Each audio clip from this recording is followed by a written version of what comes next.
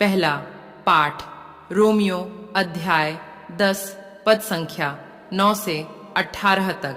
क्योंकि यदि आप लोग मुख से स्वीकार करते हैं कि ईसा प्रभु हैं और हृदय से विश्वास करते हैं कि ईश्वर ने उन्हें मृतकों में से जिलाया, तो आपको मुक्ति प्राप्त होगी। हृदय से विश्वास करने पर मनुष्य धर्मी बनता है और मुख से स्वीकार करने पर उसे मुक्ति प्राप्त होती है।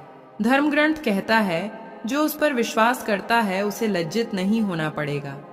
इसीलिए यहूदी और यूनानी में कोई भेद नहीं है। सबों का प्रभु एक ही है। वह उन सबों के प्रति उदार है जो उसकी दुहाई देते हैं, क्योंकि जो प्रभु के नाम की दुहाई देगा उसे मुक्ति प्राप्त होगी। परंतु यदि लोगों को उसमें विश्वास नहीं, तो वे उसकी दुहाई कैसे दे सकते हैं?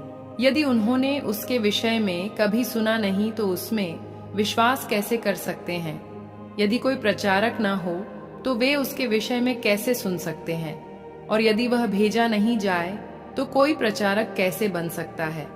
धर्म ग्रंथ में लिखा है, शुभ संदेश सुनाने वालों के चरण कितने सुंदर लगते हैं, किंतु सबों ने सुसमाचार का स्वागत नहीं किया। ईसायास कहते हैं, प्रभु किसने हमारे संदेश पर विश्वास किया है? इस प्रकार हम देखते हैं कि सुनने से विश्वास उत्पन्न होता है, और जो सुना जाता है वह मसीह का वचन है। अब मैं ये पूछता हूँ, क्या उन्होंने सुना नहीं? उन्होंने सुना है, क्योंकि उनकी वाणी समस्त संसार में फैल गई है और उनके शब्द पृथ्वी के सीमांतों तक। यह प्रभु की वाणी है। ईश्वर को धन्यवाद। सुसमाचार मत्ती अध्याय 4 पद संख्या 18 से 22 तक। गलीलिया के समुद्र के किनारे टहलते हुए ईसा ने 2 भाइयों को देखा, सिमोन जो पेतरुस कहलाता है और उसके भाई अंद्रेयस को। वे समुद्र में जाल डाल रहे थे, क्योंकि वे मछुआरे थे। ईसा ने उनसे कहा, मेरे पीछे चले आओ, मैं तुम्हें मनुष्यों के मछुए बनाऊंगा। वे तुरंत अपने जाल छोड़कर उनके पीछे हो लिए।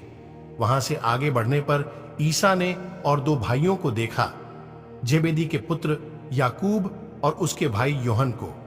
वे अपने पिता जेबेदी के साथ नाव में अपने जाल मरम्मत कर रहे थे। ईसा ने उन्हें बुलाया। वे तुरंत नाव और अपने पिता को छोड़कर उनके पीछे हो लिए। यह प्रभु का पवित्र सुसमाचार है। हे ख्रीस्त, तेरी स्तुति हो। मनन चिंतन। यीशु ने साधारण मछुआरों को सुसमाचार के प्रचार प्रसार के लिए बुलाया। वे हमारी तरह सामान्य लोग थे। जिस चीज पर हम प्रकाश डाले वो है उनकी तत्काल प्रतिक्रिया।